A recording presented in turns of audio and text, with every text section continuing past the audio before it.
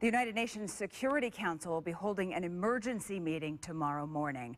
And another major developing story tonight, Israeli forces have launched a massive ground strike in the Gaza Strip. It is the first major Israeli ground offensive there in more than 5 years. The open-ended operation comes after a 10-day military operation to destroy Hamas's weapons arsenal, rocket firing abilities, and tunnels under the Palestinian territory's border with Israel. Earlier in the day, there was relative peace between the two, in which Israel held fire to allow people in Gaza to stock up on food and other necessities after being largely holed up at home since the conflict began last month. And all this unrest is hitting a little close to home for people in our area. More than 100 people protested in downtown South Bend, pleading for an end to Israeli military action. WSBT's James Fillmore is at the live desk tonight. And James, you spoke with some people who also can identify with the Israeli side of this conflict. Well, everyone I spoke to wants there to be peace, Jennifer. The protesters say the Palestinian people are being murdered, but a teenager who has spent some time in Israel says the Israelis are just defending themselves. We'll never be defeated! Dozens of people, some Palestinians, some not, some young, some old, and from different religious backgrounds. They all stood together to chant things like "Free, Free Palestine."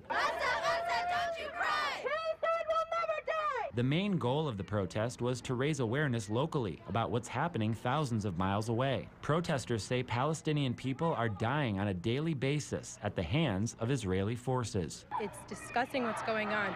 The only voice that they have is us. She's a student at IUSB, but her parents are originally from Palestine. She still has family that lives over there. You wake up in the middle of the night frightened.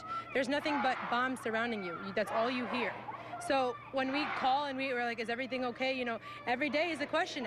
Is our family alive? Dana Brown is going to be a senior in high school. She's from our area, but recently got back from a 3-week trip to Israel. While she was there, she says missiles and rockets were being fired, so she had to spend some of her trip in a bomb shelter. She wants people to know that Palestine isn't the only one being attacked. Israel protects their civilians with rockets, and Hamas protects their rockets with civilians. She wishes there could be peace, but says it won't happen overnight. In the meantime, she feels that Israel's ground invasion is justified. What would America do if over 1,800 rockets were fired into America within 10 days and 11,000 rockets since 2005?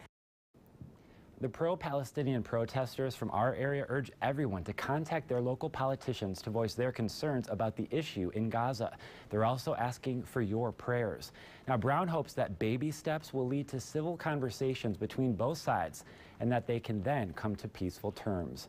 At the live desk, I'm James Fillmore, WSBT Channel 22 News.